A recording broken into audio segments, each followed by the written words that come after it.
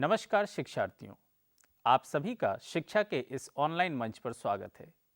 आशा करता हूँ आप सभी अच्छे होंगे। आज हम लोग कक्षा 12वीं की भूगोल की पाठ्यपुस्तक भारत, लोग और अर्थव्यवस्था के इकाई 4 के अंतर्गत अध्याय 10 परिवहन तथा संचार भाग 1 के बारे में चर्चा करेंगे। आशा करता हूँ कि इस चर्चा के उपरांत आप सभी स्थल परिवहन के अंतर्गत भारत में सड़क परिवहन तथा रेल परिवहन को समझ सकेंगे। तो आइए सबसे पहले हम ये जानने की कोशिश करते हैं कि हमें परिवहन के विभिन्न साधनों की आवश्यकता क्यों होती है। हम अपने दैनिक जीवन में अनेक वस्तुओं का उपयोग करते हैं। दंतमंजन या टूथपेस्ट से लेकर सुबह की चाय, दूध, कपड़े, साबुन तथा खाद्य पदार्थ आदि की हमें प्रतिदिन आवश्यकता पड़ती है। इन सभी को बाजार से खरीदा जा सकता है। क्या आपने कभी सोचा है कि इन वस्तुओं को अपने उत्पादन स्थल से किस प्रकार लाया जाता है? सभी उत्पादन निश्चय ही खपत के लिए होते हैं।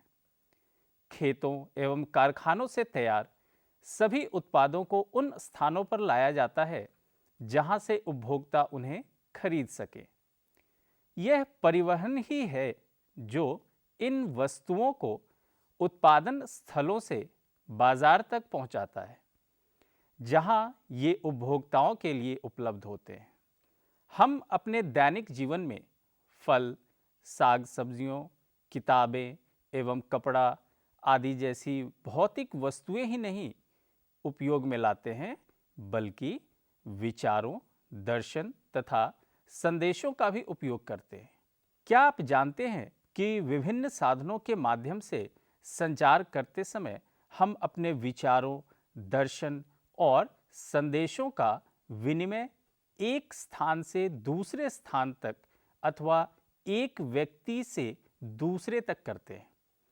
परिवहन तथा संचार का उपयोग एक वस्तु की उपलब्धता वाले स्थान से उसके उपयोग वाले स्थान पर लाने ले जाने की हमारी आवश्यकता पर निर्भर करता है।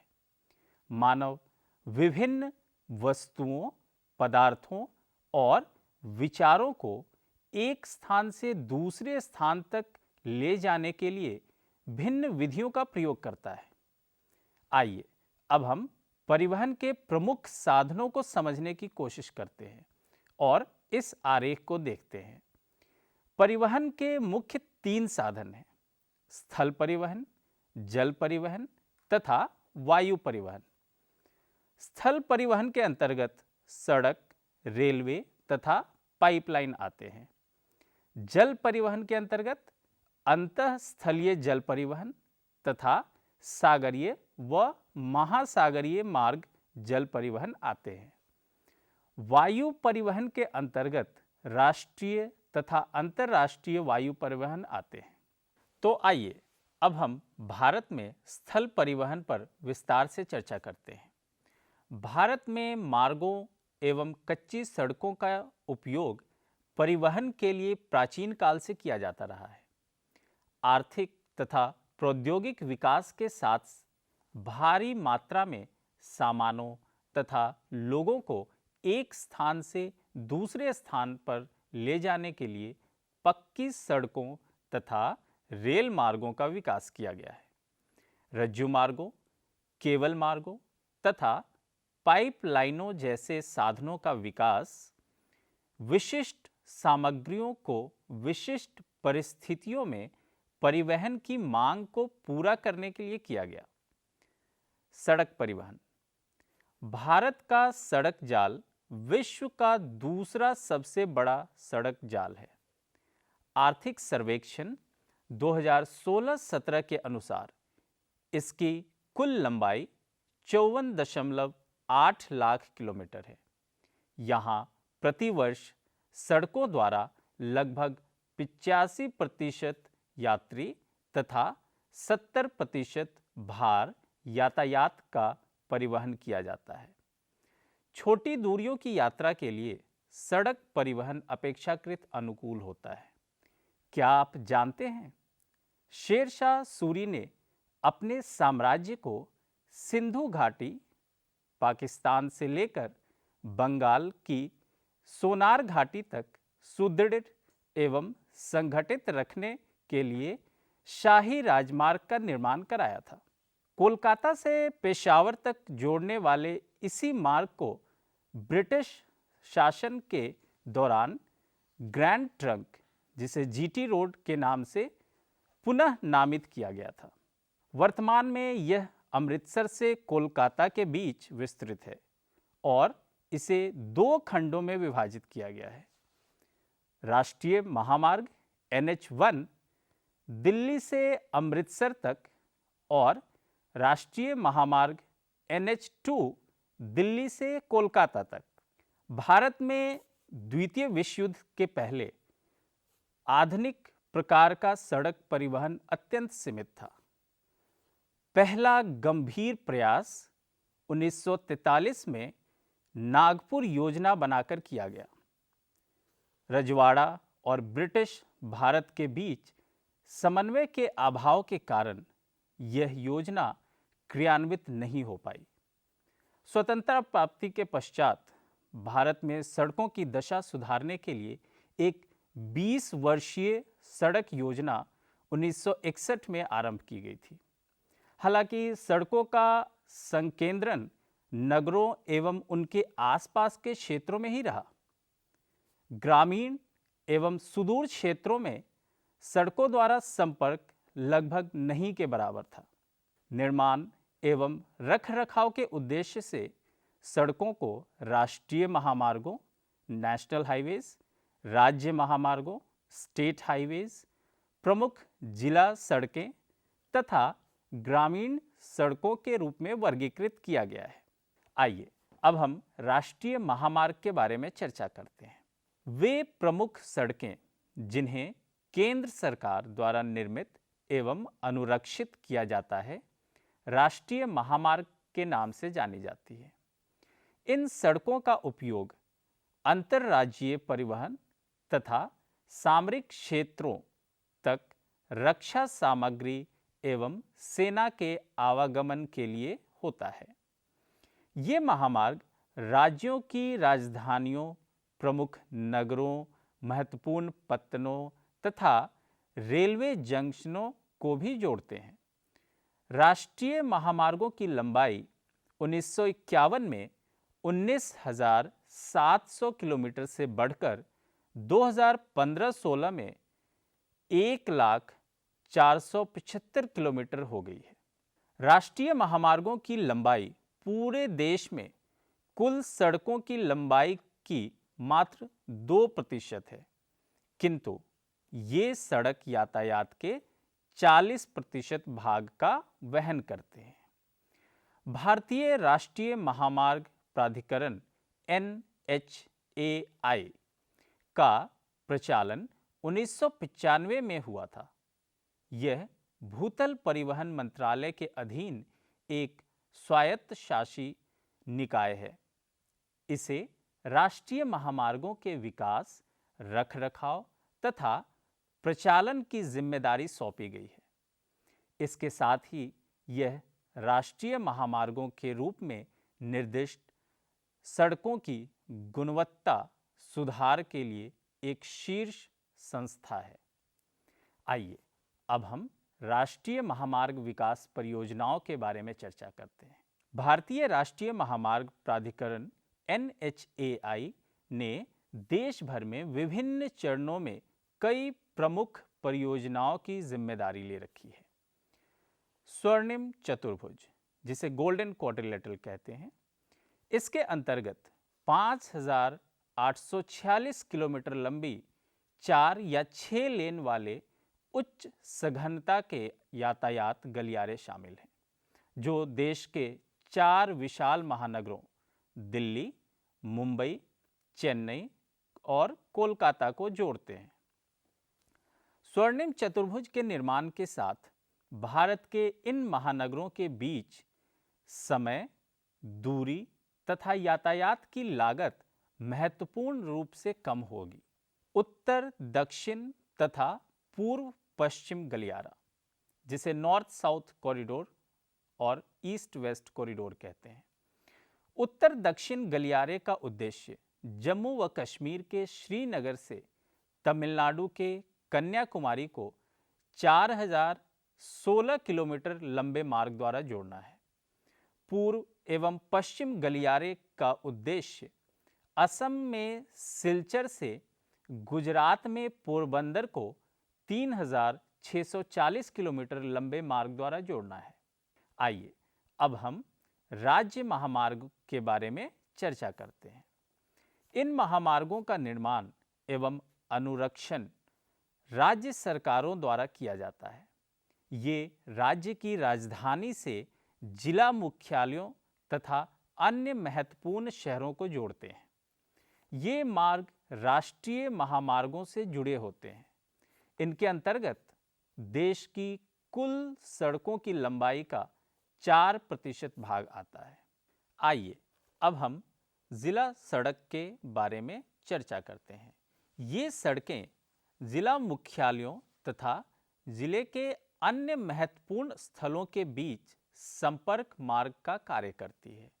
इनके अंतर्गत देश भर की कुल सड़कों की लंबाई का 14% भाग आता है। आइए अब हम ग्रामीण सड़क के बारे में चर्चा करते हैं।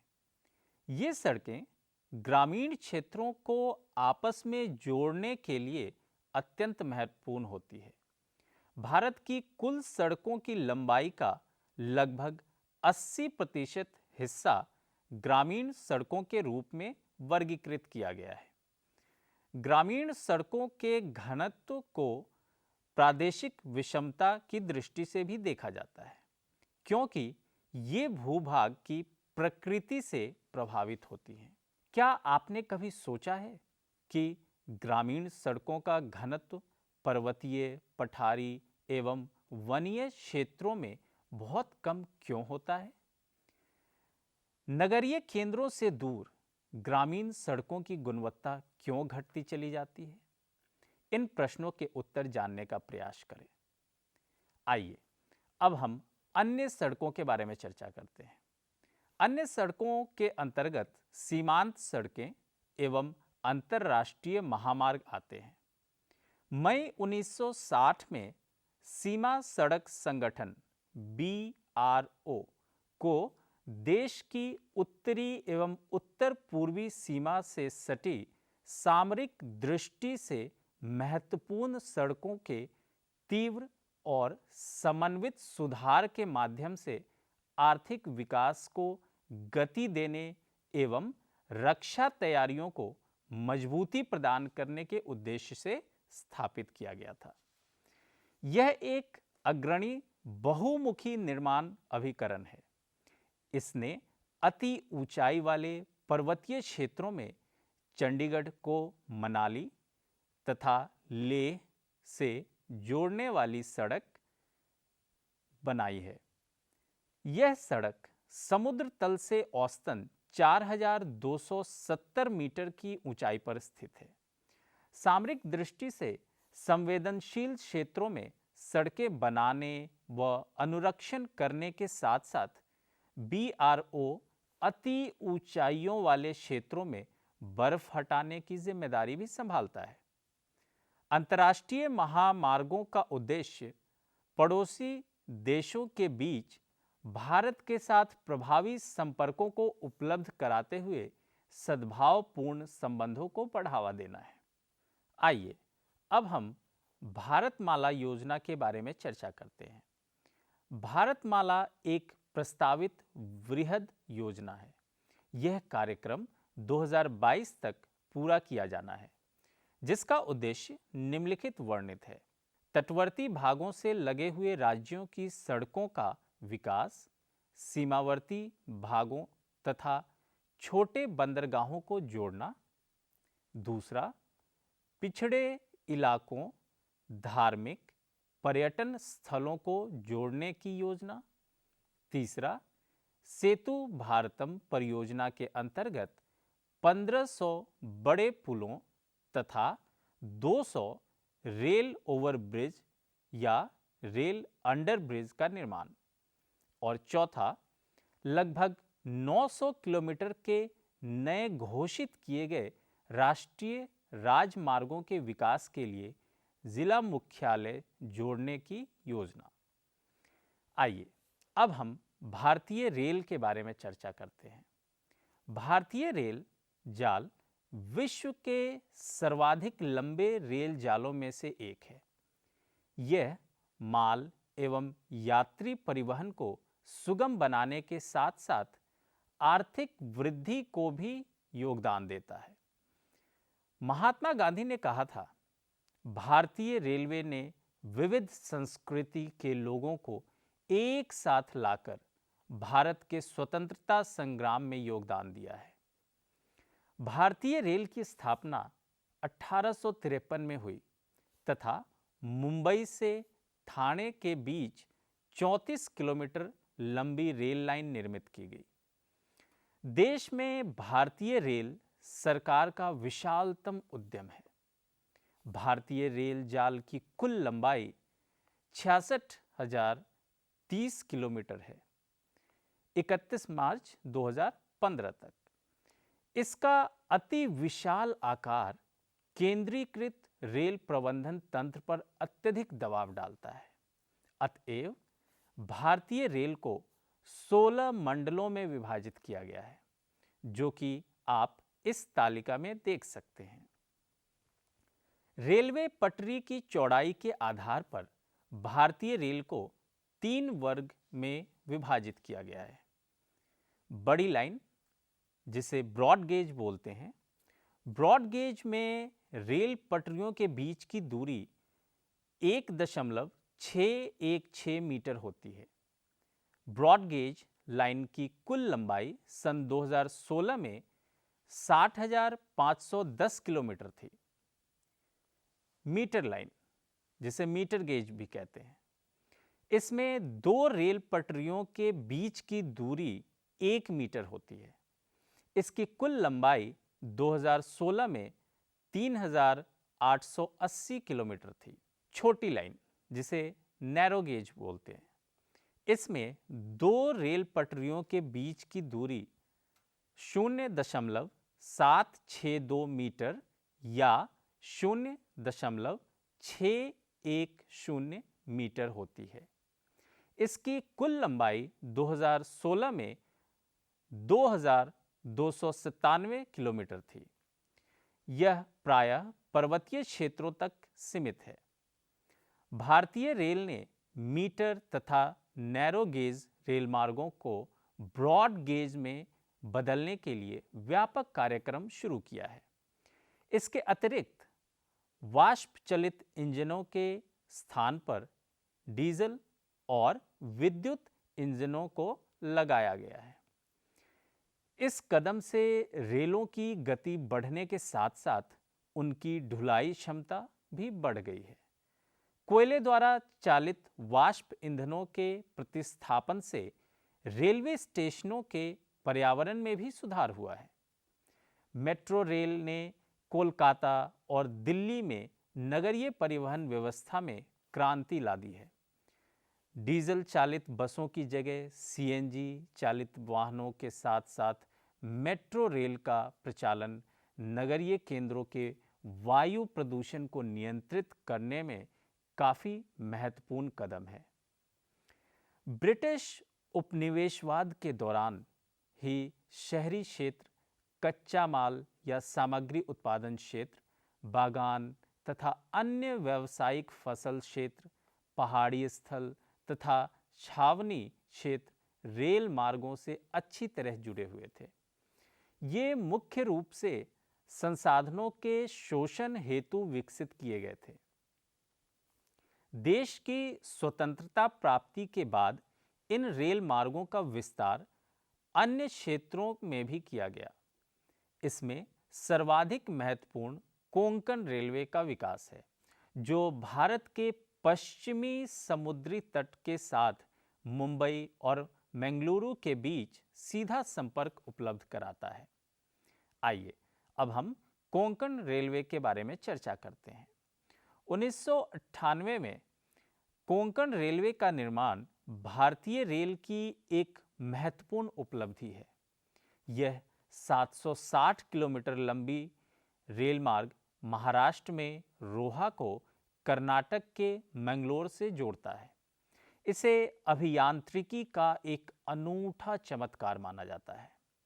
यह रेल मार्ग 146 नदियों व धाराओं तथा 2000 पुलों एवं 91 सुरंगों को पार करता है। इस मार्ग पर एशिया की सबसे लंबी 6.5 किलोमीटर की सुरंग भी है। इस उद्यम में कर्नाटक, गोवा तथा महाराष्ट्र राज्य भागीदार हैं। तो प्यारे बच्चों, आज की कक्षा में आपने स्थल परिवहन के अंतर्गत भारत में सड़क परिवहन तथा रेल परिवहन के बारे में जाना। आइए अब ये जानने का वक्त है कि आपने क्या सीखा। तो आइए और इन प्रश्नों के उत्तर देने की कोशिश कीजिए। प्रश्न संख्या 1, इनमें से कौन सा स्थल परिवहन के अंतर्गत नहीं आता है? आपके पास ऑप्शंस हैं सड़क परिवहन, रेल परिवहन, पाइपलाइन या महासागरीय मार्ग। प्रश्न संख्या 2, आर्थिक सर्वेक्षण 2016-17 के अनुसार भारत में सड़कों की कुल लंबाई डैश लाख किलोमीटर है। 54.8, 58.4, 85.4 या 84.5। प्रश्न संख्या 3, डैश देश के 4 विशाल महानगरों दिल्ली, मुंबई, चेन्नई, कोलकाता को जोड़ते हैं। पूर्व पश्चिम गलियारा, उत्तर दक्षिण गलियारा, स्वर्णिम चतुर्भुज या राज्य महामार्ग। प्रश्न संख्या 4, सीमा सड़क संगठन की स्थापना कब की गई थी? ऑप्शंस हैं 1950, 1960, 1970 या 1975। प्रश्न संख्या 5, भारतीय रेल को डैश मंडलों में विभाजित किया गया है। आपके पास ऑप्शंस हैं 16, 10, 26 या 30। तो प्रिय शिक्षार्थियों, मैं आशा करता हूं कि आप सबने इन सभी प्रश्नों के सही उत्तर दिए होंगे और ये पाठ आपको बहुत अच्छे से समझ आया होगा। अगली कक्षा में हम इसी पाठ के दूसरे भाग के बारे में चर्चा करेंगे, जिसमें हम भारत के जल परिवहन, वायु परिवहन, पाइपलाइन तथा संचार जाल के बारे में जानेंगे। तो इन्हीं शब्दों के साथ मैं आज की कक्षा समाप्त करता हूं। स्वस्थ रहें, सुरक्षित रहें। धन्यवाद।